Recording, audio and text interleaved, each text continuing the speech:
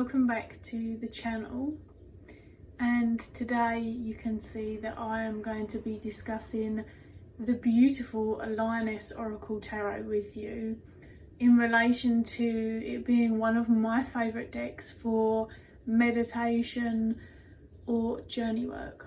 Whilst it's very delayed, it is important to add that this was still prompted by Ethany's 31 Days of Tarot.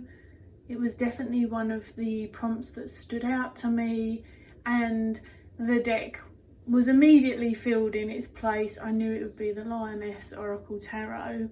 I've been wanting to talk about this deck more anyway, so I guess it's going to kind of be an ode to this deck as well as an answer to this particular question. I guess it's probably worth noting first that I think, and I'm sure other people have said this already as well, that meditation and journey work can be separate. I do also think it can be intertwined, so I'm not particularly attached to the terms, but I can certainly differentiate between them depending on what I'm doing with the particular deck. One of the things that I think is most noteworthy for my part in sort of doing any of this is that when I meditate or when I do journey work with the cards, I don't always do it with just one card. This deck, I'm still very much into painting pictures and stories and delving into those, and sometimes I find I can do that with one archetype and I really want to immerse myself in the particular card. But I'm not going to lie, I also actually do a lot of particularly the journey work with more than one card from this deck. If you're not familiar with the Lioness Oracle Tarot, this was created by Alejandra León, and she is an amazing creator. I'd say actually she's one of my favourites, and possibly one of the people who lures me into astrology the most, as someone who knows very little and has a curiosity but it doesn't particularly land anywhere. Her posts are beautiful, eloquent, well versed, it's coming from someone who knows what they're talking about. It definitely intrigues me, and in the book there is that included throughout the book, although I don't feel it's necessary to work with this deck, and I don't incorporate it, as I said to you, because I know nothing about it. This is a stunning deck, and just quickly I will take you around it. It's one that I have a very hard time handling just because it's heavy and on the slightly larger size, but also I just have ridiculously small hands. However, it's possibly one of the only decks that I am not going to moan about the sizing, because I really appreciate the artwork in this size, and that's not something I say commonly. So all I'm going to do is briefly flick through the cards so that you can have a look at them and become acquainted with them if you're not, and tell you a bit about why this is my favourite deck for meditation or journey work. And you'll see very quickly that this deck isn't traditional in its depictions. It's very abstract, I guess is one of the words for it. It's very surreal. It's got a really otherworldly feel to it, and yet many of the things that we're seeing in here we're still really familiar with. So it's kind of got a mixture of energies. You've got the ancient, you've got the familiar, you've got the new, you've got, as I say, the otherworldly, the galactic vibes, and that in itself puts it apart from many of our traditional decks, at least anyway. This woman definitely has an eye for collage and for colour. Colour is probably one of the things that really works for me in this particular deck, but more than that, The reason that this has become my Journeywork one is because I find that this deck, it really lures me out of my comfort zone in what I know and expect of tarot, and I would hedge a bet that that is why a lot of people get confused by this deck, or basically there's a bit of what I feel is a misunderstanding. And to be honest, I'm not bothered by other people's views or opinions of decks, but I certainly think that it's a misunderstanding for this one, in that a lot of people seem to read the name and then say, oh, it's more of an oracle deck than a tarot, and I think that's because it's not traditional in its visual depictions, although I have no trouble reading with it in quite a traditional way if I want to. The creator called herself the Lioness Oracle, and I've probably said this before, and so it's her sort of brand name, I guess, for want of a better term. And then so it is the Lioness Oracle's tarot deck, if that makes sense. But you can't ignore the fact that the depictions are really artistic and really creative, and sometimes really, really different. So this is a very interesting Four of Swords, although it has the really restful vibes, and I love that it's got vinyl, but again, that just works for me.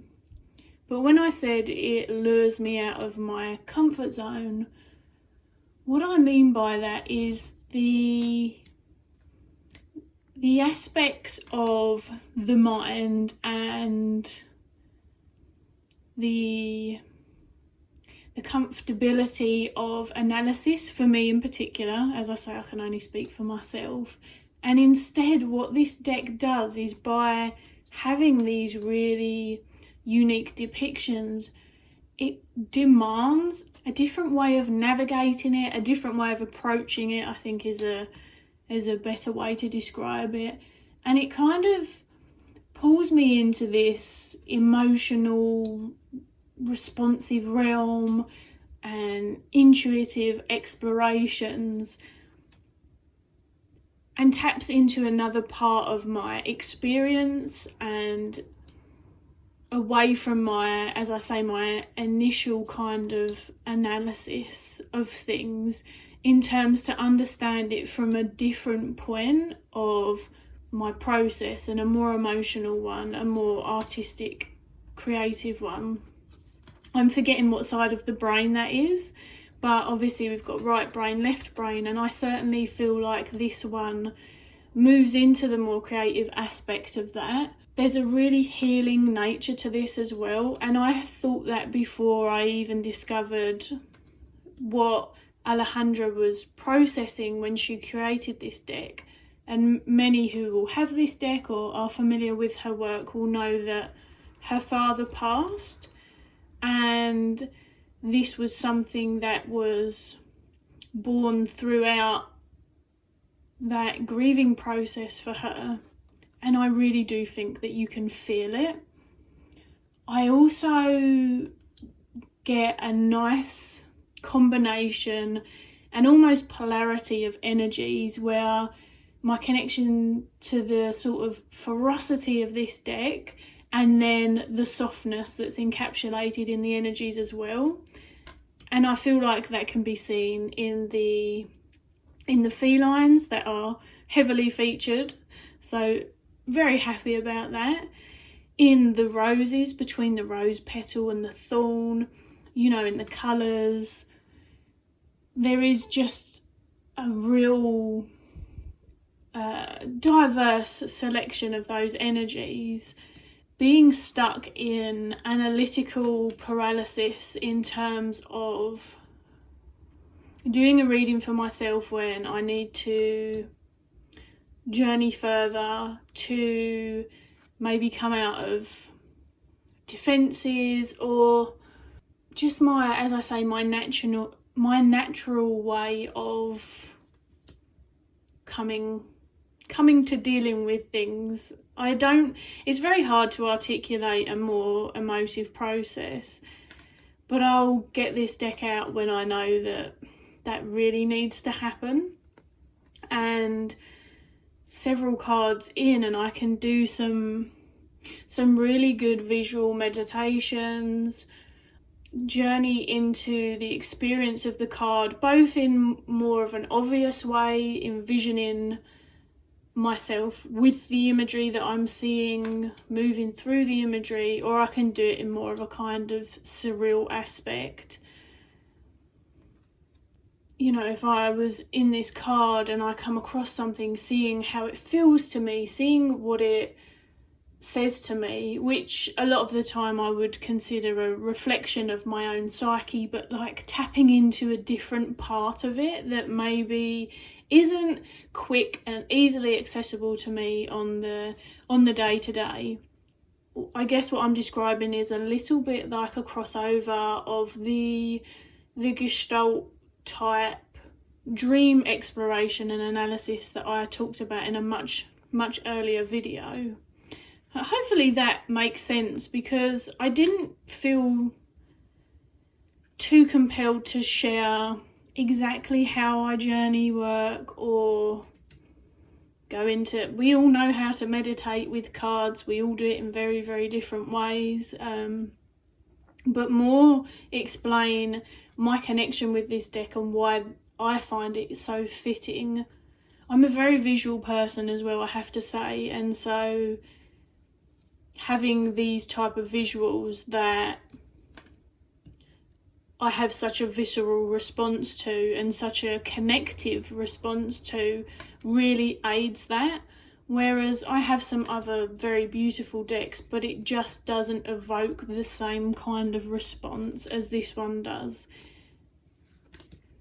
And I've officially taken you through the whole deck, so I feel like that's enough. I just wanted to talk about this deck, to be honest, and when that prompt come up, as I say, it was a perfect fit. I do use this deck for many other types of readings.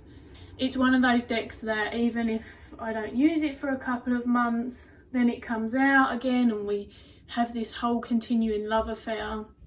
It will remain in my collection, you know, unless some very strange unforeseen circumstance arises. It's a very treasured deck. So that's the Lioness Oracle Tarot, and a brief insight into how I use it for that. I do intend to come back and discuss one of the decks that I enjoy for ritual and magical workings as well. And other than that, I will see you all again soon.